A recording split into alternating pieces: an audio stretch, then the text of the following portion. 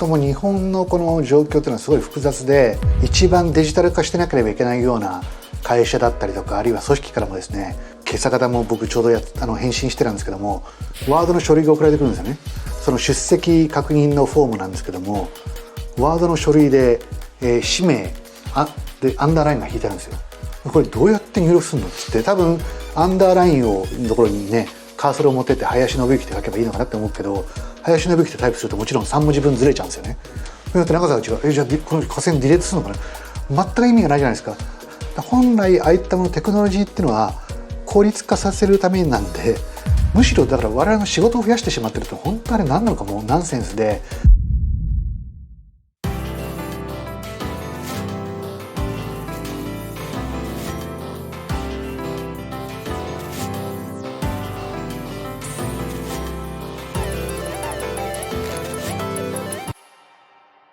はい、よろしくお願いします。今回第2回目はこの時代に大事な視点ということで、大事なのはテクノロジーではないという話をしようと思っています。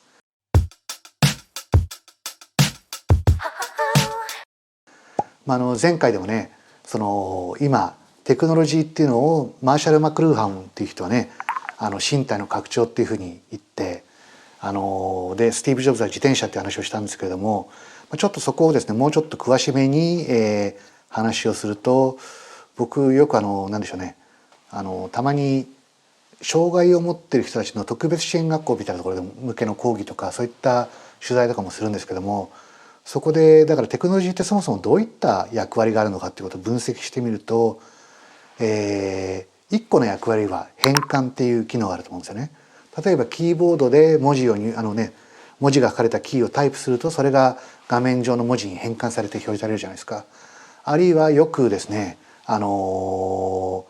覚障害者の人たちっていうのは最近スマートフォンとかを使って会話できるんですけども、それなぜかというと、スマートフォンが音声認識をしてくれるんで、相手が何を喋ってるかってことを文字情報に変換してくれる、音声認識で。落合陽一さんなんかね、こういうさらに言語の変換とかもするんで、英語話者の人が日本人の人が話してるのを日本語に変換して表示とかってこともね、そういったこともからになってくるっていうものを実際作ってたりしますけれども、そういった変換の役割もある。あるいは文字をね、逆にだから目が見えない視覚障害を持っている人たちっていうのは、本とかに書かれている文字っていうのを、パシャってスマホで撮ると、それを音声合成して読み上げてくれるっていう機能もあったりします。あるいはね、すごく地味なところだけどこういうのも結構大事なんですけども、一部ちょっと名前が今思い出せないんで、あれですけども、例えば色覚障害ってあるじゃないですか。色盲ってよく言われる方々ですよね。ああいった人たちっていうのは我々と健常って言われている人たちと同じようにはものが見えない、全く同じ標識とかが実は色盲の人とよく見えないっていうのがあったりするんで、そういった人たちが見えるようにですね、スマホのカメラを通して色を変換してあげるとか、こういったアプリもあったりします。なので実は最近このスマートフォンの普及によってですね、特にこの変換技術のトランスフォーメーションというか、このねスマートフォンを使った、情報の変換によって救われている障害者というのは非常に多くいて、スマートフォンの普及によって、障害者の方がよりアクティブになれるっていうような現実もあったりして、これは結構テクノロジーのいい応用じゃないかなというふうに思います。であともう一個はね、これマーシャル・マクルーハンじゃないも言ってますけれども、テクノロジーによるね拡張増幅、人間の本来の力っていうのはね、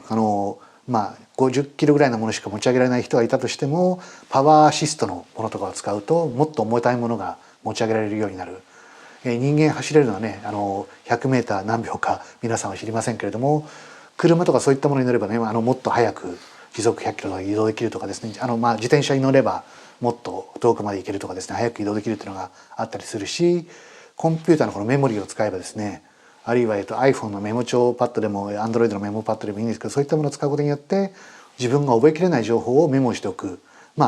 テクノロジーって別にねデジタルだけに限らないんで、パソコンが出てくる前の時代はね、紙にペンで何かを書くっていうね、これもテクノロジーといえばテクノロジーですよね。こういったものでによって記憶力が増幅していたりとか、あるいは最近の画像認識とかのテクノロジーを使うことによって、人間の医者がなかなか発見できないような腫瘍を発見したりとか、そういったものもあれば、思考の拡張というかですね、最近皆さんもチャット GPT とか使って自分のね論文とか原稿とかそういったのを書くときに何回かプレストとかしてると思うんですけれども、そういった思考の拡張にも使えるっていうのも、テクノロジーの応用の一つとしてあります。ただこの実は拡張増幅にちょっと近いところで、このね今人間の能力が黒で書かれていて、その増幅の部分が青で書かれてるけれども、もうちょっとこの割合が変化した代替代行っていうのもあるじゃないですか。例えば、本来自分がやらなければいけないけど運転をテクノロジーが代行してくれるとか、あるいは、ちょっと怖いところで言うとですね、本来は人間が、その戦闘機に乗って爆弾を落としていて、人を殺しちゃったことで後でトラウマになるっていう部分があったのが、全部無人ドローンがですね代行してくれて、解像度が低いデジタル画像でしか見てないんで人をね爆弾を落として殺しちゃっても平気でいられるとかですね、そういった形でも実はテクノロジーっていうのは使われていて、だんだんこの AI とかそういったものが発展していくことによって、この代替代行の部分が増えれば増えるほど、実はでもそもそもこのねベースの人間の能力という部分必要なのかっていうこともなってくる。この部分を AI で置き換えちゃえば人間もう働かなくていいんじゃないかというような時代にもなってくる。そこら辺が結構ディストピアな部分を作ってると思うんですけども、こういった形でですね非常に今人間とテクノロジーとのその境界線というかが、議論になってる時代だと思うんですよ。ただ世の中のほとんどのテクノロジーっていうのはそういったことを真剣に考えずにですねでない人たちが作っている。この後ちょっと話をするですねカームテクノロジーという本を書いているアメリカ人のアンバー・ケースという20代の女性がいるんですけども、彼女は建築家だったらおそらく建築士とかですねこういった建築を作ってしまうとこういった問題が起こりうるということをかなり長い期間勉強して、で一級建築士とかでそういったですね免許というかそれを取って初めて建築に携わることができる。あるいは医者の人たちもねすごいいろんなケースを勉強して初めて医者になれるじゃないですか。でもデジタルテクノロジーに関してはプログラミングを勉強しちゃうとですねいきなり明日から何万人に影響する製品が作れてしまうっていう、そこはやっぱり根本的に違っていて、でこのなんでしょうね、21世紀に入ってから急速にスマートフォンとかを通してデジタルテクノロジーっていうものが普及していったけれども、そのデジタルテクノロジーのほとんどが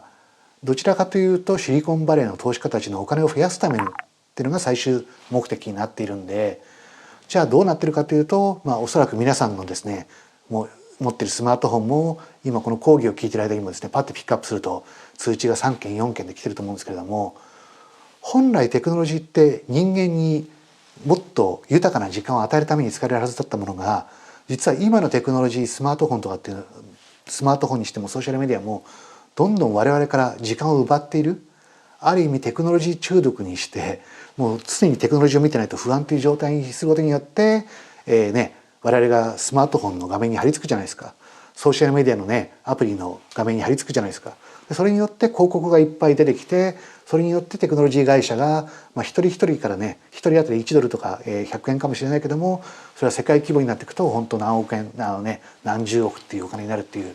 そういったビジネスモデルが出来上がっていて、どんどん我々はテクノロジー中毒にさせられるっていう状況が起きている。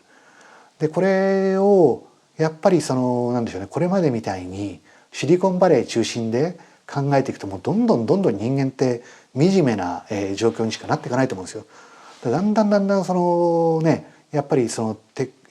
ートフォンの普及、それからソーシャルメディアの普及以降って前回の話でテクノロジーはね人間の能力の増幅期って言ってたけども、今僕ソーシャルメディアっていうのもねすっかりゴシップ週刊誌とかスポーツ新聞の増幅しか行ってないような気がして、結局そういうネタがあるとみんな炎上して盛り上がって、そういうことばっかりにずっとね言っちゃうんで、それによって広告がいっぱい売れるって状況があったりするじゃないですか。でそれって人間をね前進させてるのか。僕やっぱりアップルっていう会社に非常に惹かれるのはですね、ちょっと脱線しちゃいますけれども、アップルという会社が復活した時に一番最初にスティーブ・ジョブズがやったのがですね、Think Different っていう CM があったんですけども、これを作らせたことなんですね。何かっていうと、アップルっていうのはこういう会社だっていうことを社外の人に対してもそうだけども、むしろ社内の人たちが一番響いたって言ってたんですけども、ね、エジソンにしても、エッフェルにしてもですね、あるいは、ピカソにしても、そういった世の中でクレイジーって言われている人たちが人類を前進させた。でそういった人類を前進させる、型にはまらないようなクレイジーな人たち、こういった人たちのためにアップルは道具を作るんだっていうことを言ってるんですけども、もうこの広告コピーを書いたのはね、コピーライターの人なんですけども、一行だけジョブズが書いた文章があって、それは何かっていうと、そういったクレイジーな人たちが人類を前進させた。じゃあ今のテクノロジー会社のね、シリコンバレーのどこの会社でもいいですけども、それは人類を前進させるようなことをやってるかっていうと、多分ほとんどの会社がテクノロジー中毒者をいっぱい生み出してるだけで、全然人類を前進させてないんじゃないかなっていうふうに思ってます。で僕はですね、かなり前に日経産業新聞と日経新聞の方で出ていた新風シリコンバレーっていうところで、もうシリコンバレーは悪だからそうじゃない日本らしいテクノロジーっていうものを発明して、それを世界に訴えていくことができるんじゃないかということをですね、ずっと記事でも書いていたんですね。でそれどっからインスピレーションを受けたかっていうと、結構フランスとかはシリコンバレーとの対抗軸っていうことで頑張っていてですね、もうそうですね、いつ頃からだろう、2010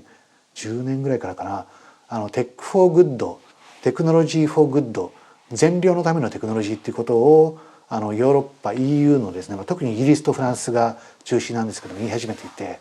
それもすごい戦略的でうまいなと思うんですけども、テクノロジーフォーグッドっていうのを言った途端に、じゃあその反対語のテクノロジーフォーイービルっていうね、邪悪なテクノロジーってどこだろうって言って、みんなやっぱりどっかでシリコンバレーを思い浮かべてしまう。それってやっぱりすごいフランスのうまいところだなと思って、それに乗っかるような形でね、日本も日本ならではの善良なテクノロジーっていうのもあるんじゃないかって僕はずっと思っていて、そういったものがあるとしたらどうなんだろうってずっと探していたんですけれども、その時にですね、だんだん2010年ぐらいから実は関西ってすごい面白いなと思い始めていたんですね。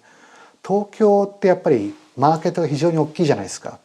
やっぱりどうしてもみんなお金が儲かってしまうんで、素晴らしいテクノロジーを使っても営業力でより多くの顧客を囲い込んで、そこで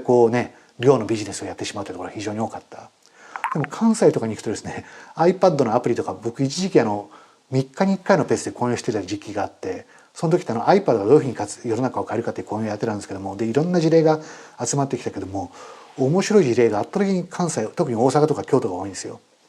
で例えばね、結婚式、日本式な結婚式を全部 iPad でコンシェルジュ的にやってくれるようなアプリとか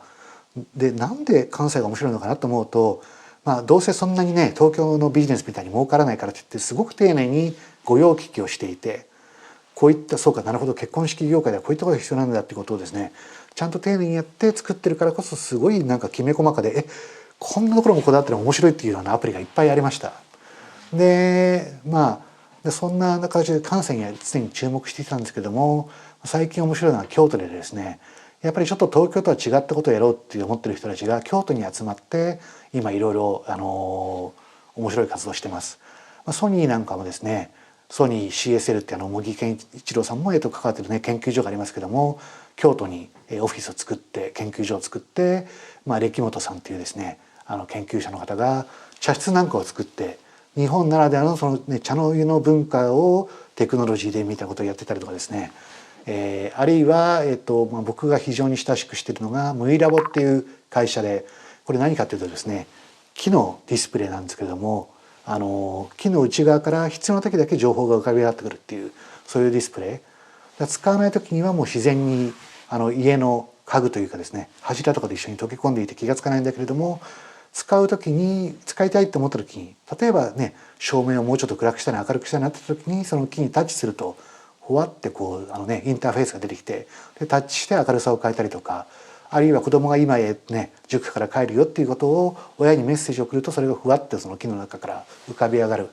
そういったムイボードというものを作っているんですけども、このムイラボがそもそも無意自然っていう言葉から社名を取っていることからも分かるように、やっぱりちょっと普通のテクノロジー会社ではない。でここの会社の代表のですね大木さんって人が、自分たちがやろうとしていることをうまく体現している人がいないかなってずっと探していた時にですね、カームテクノロジーっていう言葉に出会うんですね。このカームテクノロジーっていうのはもともとはマーク・ワイザーというですねユビキタスコンピューティングって皆さん聞いたことありますかね。いずれコンピューターが安く作れるようになったら、こういったね一個一個のオブジェクト全てに CPU と Wi-Fi が入って接続して、何でもかんでもこう、ね、IoT になっていくだろうっていうことを、そういった時代を予言していた人です。なのでそういう時代になったらね、我々もコンピューターとか持ち歩かなくても、どっかでね、今日のこの後の予定何だっけっていうと、自分のことを音声で認識して、あなたは林信之ですねって言って、自分のクラウドにつながって自分のスケジュールを引っ張ってきて、どこにいてもコンピューター持ち歩かなくても教えてくれる、そういった時代を予言していた人なんですけれども、その一人が常に4台5台のコンピューターに囲まれているっていう時代になって、一個一個のコンピューターが自己主張を始めるようになると、非常にこうノイジーっていうかですね、うるさい社会になってしまうだろうということで、彼はそうじゃない人間が穏やかでいられるためのテクノロジーということで、カームテクノロジーっていう言葉を生み出すんですけれども、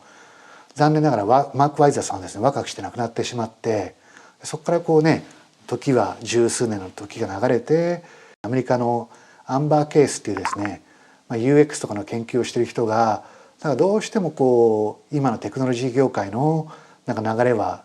好きじゃないっていうことを言い始めて、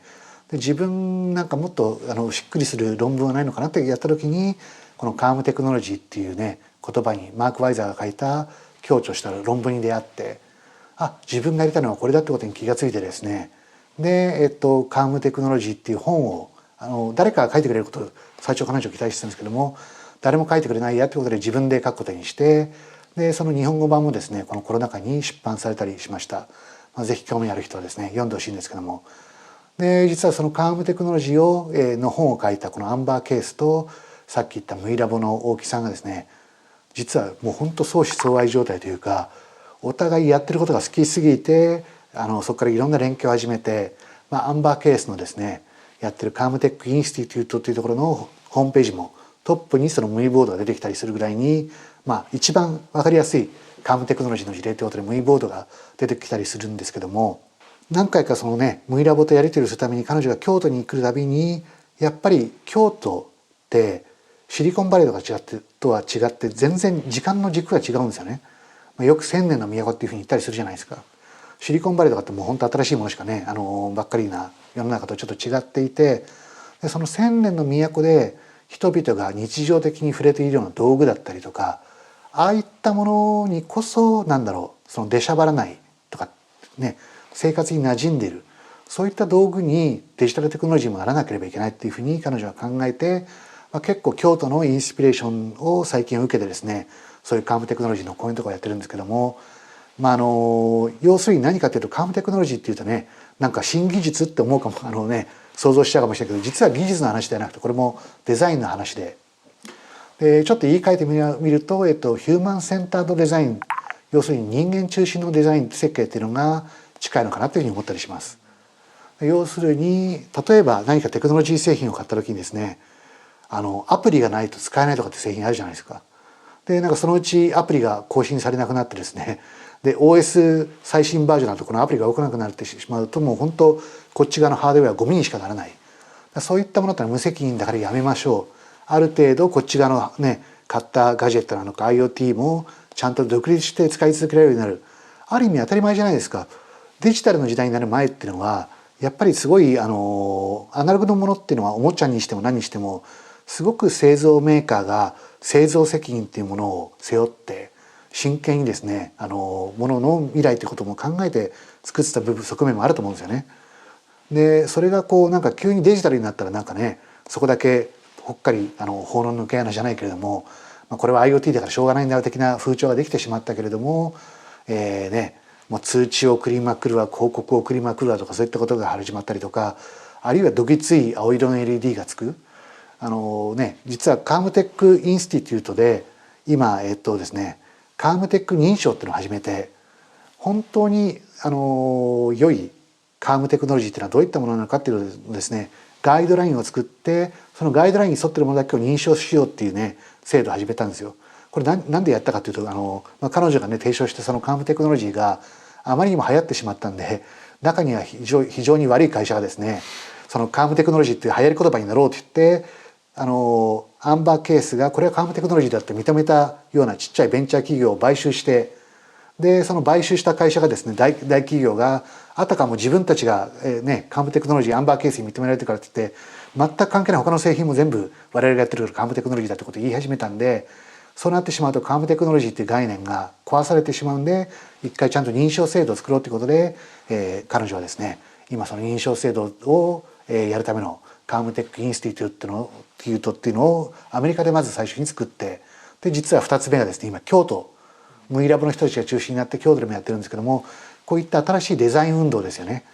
このあまりにもこれまで無責任にただプログラミングを覚えただけでそのテクノロジーがね一体世の中にどういった影響を及ぼすかということを一切考えず無考えに作っていたものっていうのが、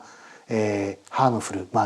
実は何年か経つと有害なんで、そういったことをちゃんと配慮した上で設計していきましょうっていう、ことをですねプログラムとして始めたっていうのがこのカームテック運動って呼んでいいんじゃないかって僕は思ってるんですけども、だったりします。でそれがねすごい京都の影響を受けてるというのは僕はすごい勇気づけられるなと思って、ワイヤードでもですねこういった千年の都のインスピレーションで進化するカームテクノロジーなんていう記事も書いたりしてるんですけれども、結構この領域ではですね日本の IT 業界じゃないですよ、 IT 業界じゃなくて実はそもそも日本って、IT では世界的に有名じゃないけれどもデザインの方では世界的に非常に有名な人たちが大勢いる。毎年4月頃にですねミラノデザインウィーク、ミラノサローネっていうイベントに付随する形でですねイタリアのミラノの街中がデザインのイベントで囲まれるんですけども、こことかに行くと毎年本当に日本人のデザイナーがすごい活躍してるんですよね。で彼らのねがちゃんと彼らの価値を日本の企業とか認めれば日本は本当に素晴らしいテクノロジーが作れると思うんだけれども、どうしてもですね日本ってちょっとテクノロジーっていうもののその役割を誤解している部分があるんじゃないかなと思って言ってですね、本当もう日本のこの状況というのはすごい複雑で、一番デジタル化してなければいけないような会社だったりとか、あるいは組織からもですね、今朝方も僕ちょうど返信してたんですけども、ワードの書類が送られてくるんですよね。その出席確認のフォームなんですけども、ワードの書類で、氏名でアンダーラインが引いてあるんですよ。これどうやって入力するのって言って、多分アンダーラインのところにねカーソルを持ってって林信之って書けばいいのかなって思うけど、林信之ってタイプするともちろん3文字分ずれちゃうんですよね。それだって中澤が違う、じゃあこの河川ディレートするのかな、全く意味がないじゃないですか。あのフォームを受け取った人は多分それをそのまま打ち直してるだけだ、そこで間違いを、本来ああいったものテクノロジーっていうのは効率化させるためなんで、普通だったらそれをねGoogle フォームとかそういったものを使ってやるべきなんだけども、日本はおそらくあのフォームって何でできてしまったかというと、1980年代90年代にワープロっていうものが出てきた時に、パソコンでもないですよ、パソコンの前の時代のワープロっていうものを使って印刷したものに手書きをしてファックスで返すためのフォーム、それがいまだに MS ワードの形式になって電子メールに添付されて送られてくるって、もう全く何のためにテクノロジー DX かっていうのが理解してない人たちがもう今世の中あまりにも多いのが日本で本当に情けないなとこれ思うんですけども、例えばインボイス制度とかってあるじゃないですか。あれも僕本当にナンセンスだなと思って、インボイス制度が僕もね個人事業主なんで始まってから何やったかっていうとですね、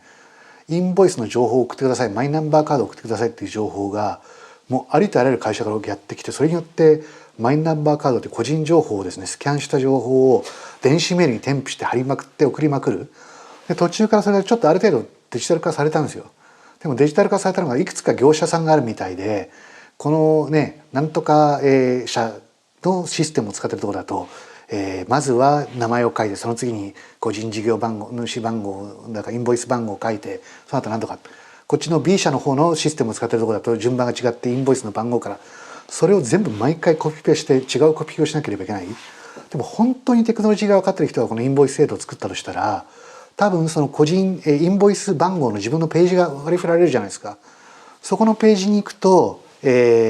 どこどこ社が、私のインボイスの情報を求めていますっていうのが、そこがメールの受信になってればいいんですよね。でそこにメールが届いて、じゃあそこに僕のインボイスの情報を提供しますよ、パスワード入力しますで、そこに、もう全部自分の情報が送られる。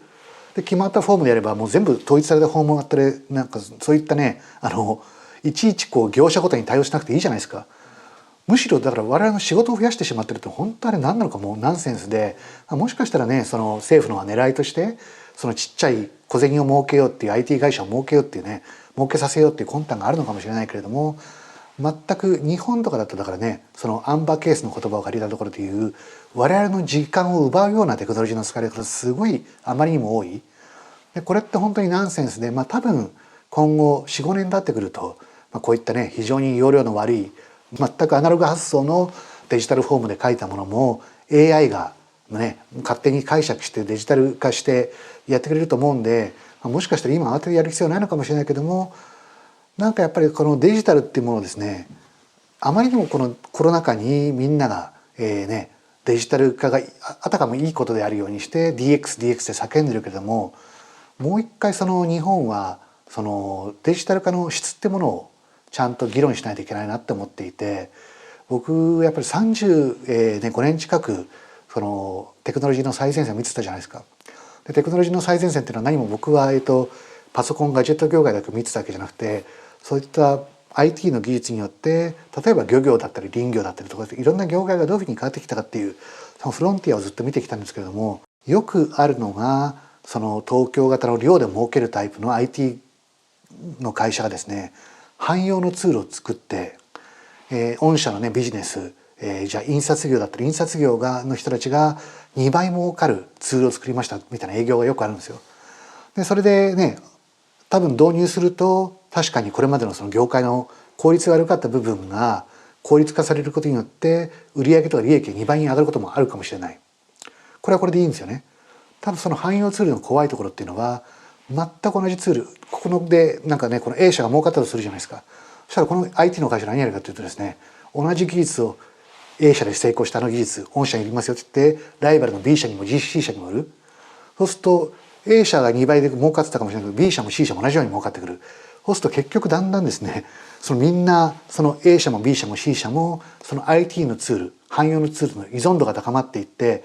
自分たちの事業の本分、そもそも自分たちは何で印刷業をやっていて一番の本質の強みってのは何だったかということを忘れてですね、テクノロジーへの投資ばっかりどんどんやるようになって、このさっきのねあれでいう増幅のところばっかりが大きくなって自分たちが誰だったかどんどん失われていっちゃうんですよね。でこういうことによって消えてしまったようなその文化とか業界だっておそらくいっぱいある。何が人間がやるべきでどっから先はテクノロジーに任せてもいいっていうその線引きをしっかり業界内で考えていかないと本当に惨めなことになっちゃうんじゃないかな、ディストピアになっちゃうんじゃないかなというふうに思ってます。